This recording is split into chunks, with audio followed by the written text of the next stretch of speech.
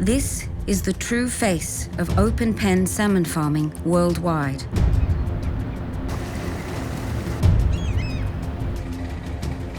Atlantic salmon's finely tuned sensors have allowed them to thrive as an alpha species for eons.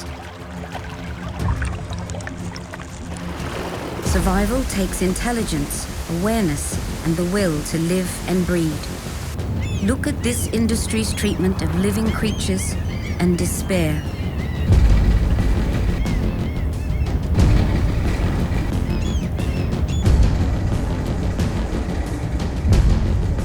We must act.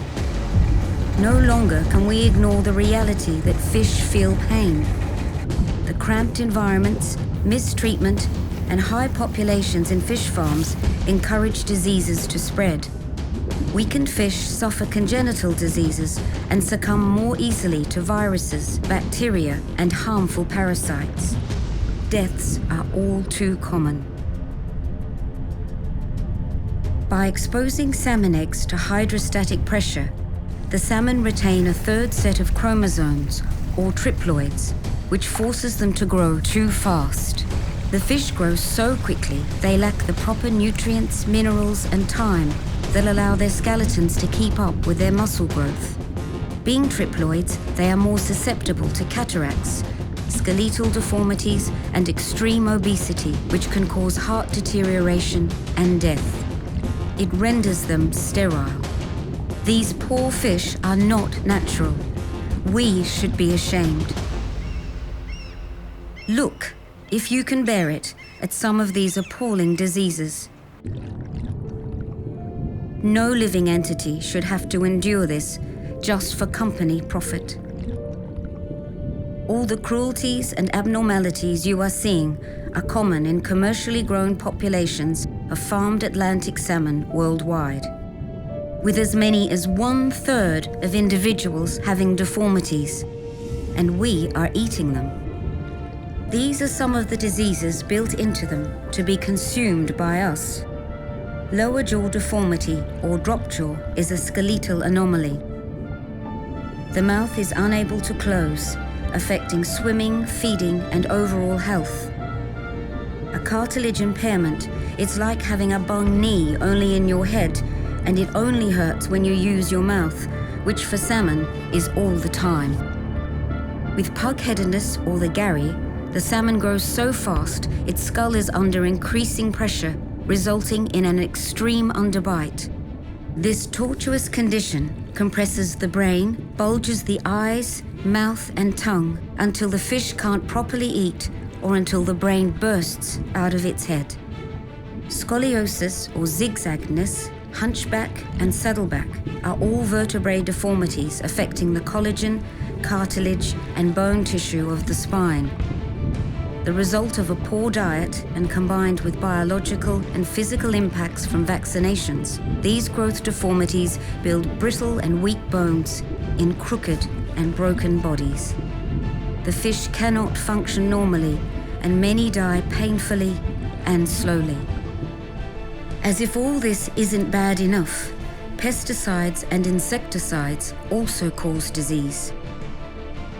Industrial chemicals affect embryo development and cell structures, contributing to deformity and stuntedness from birth.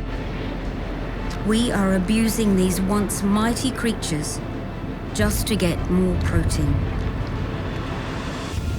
Salmon are affected in the early growth stages of their life by changes in water quality, salinity, and temperature. They are affected too by oxygen levels, population density, and feed quality, and by their vaccination age, with spine deformities reportedly in up to 40% of the farm fish tested.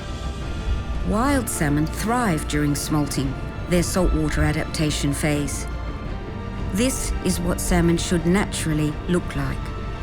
They are not meant to be confined in small pens and tanks, nor are they meant to be fed giant quantities of an unnatural diet laced with waste and chemicals. Amoebic gill disease is an ever-present threat. This parasite makes the salmon's gills deteriorate so that it is difficult for them to breathe. eventually causing organ collapse, even in the strongest individuals. In a process of best practice disease control, fish are bathed to wash off parasites. In the warmer months, they can be bathed as often as every 30 to 40 days. This really means they are first starved, then sucked violently out of the water. Propelled in pipes en masse, they then smash against each other and the pipes. Lacerated, bruised, torn and terrified, they are finally spewed out, almost suffocated, into tanks of fresh water. Often this is muddy dam water, which is now saturated with disease and gunk. Salmon anemia virus is yet another painful cause of death, spreading from pen to pen and bay to bay. The salmon's organs deteriorate. They suffer hemorrhages and necrosis. The brain, kidney and heart are all affected. On Tasmania's west coast, an emerging disease called pilchard orthomyxovirus, or POMV, inflicted a disaster in Macquarie Harbour. 1,350,000 salmon died a slow, agonizing death. They became lethargic first. Then they started hemorrhaging. Then lost their ability to swim. And finally, with their gills clogged, died of asphyxiation. Yet how glibly does this industry dismiss such suffering? Tassal, now owned by Cook Aquaculture, reported, "The situation stabilized quickly, and these fish were replaced quickly from our nursery, given they were only juvenile."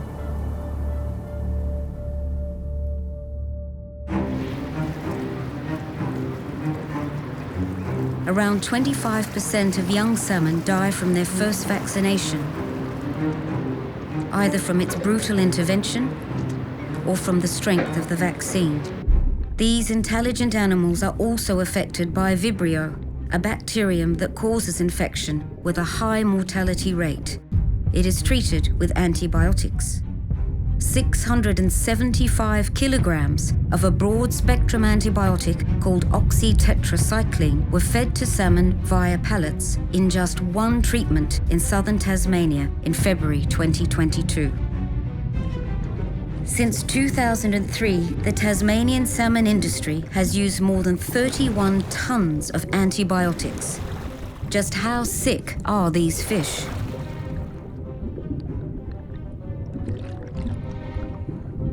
Alarmingly for consumers, 39% of Tasmanian Atlantic salmon sourced from supermarkets for analysis were antibiotic resistant. The CSIRO describes this resistance as a looming global health crisis, with the ability to render some of the most critical drugs to modern medicine ineffective. The life of a farm salmon is one of constant human-induced stress. The treatment forced upon salmon has a massive psychological impact. Many fish just give up on life and die. The salmon industry call these miserable creatures dropouts, as they hang somewhere between life and death. They fail to grow, floating listlessly on the pen's surface, eventually sinking to suffocate and die in the remains of their dead fellows and fetid piles of excrement and worms. Pens are a death trap. Animal welfare researchers call them petri dishes of pathogens. Overfed, overcrowded, and overhandled, the risk of suffocation is constant. Weed grows on the sides of the pens, turning them into the equivalent of a giant leaky plastic bag, blocking the flow of clean, oxygen-rich water. Uneaten food combines with fish excrement, clouding the water and creating fatally high levels of ammonia and carbon dioxide. Oxygen levels plummet. These fecal clouds are like us breathing tear gas. The salmon's gills burn as they swim, mouths agape, unable to breathe. 85,000 salmon recently suffocated in a single occurrence of oxygen starvation. Disease bubbles up and out to wild fish and the seafloor in an accumulation of filth from far too many fish in too small a space.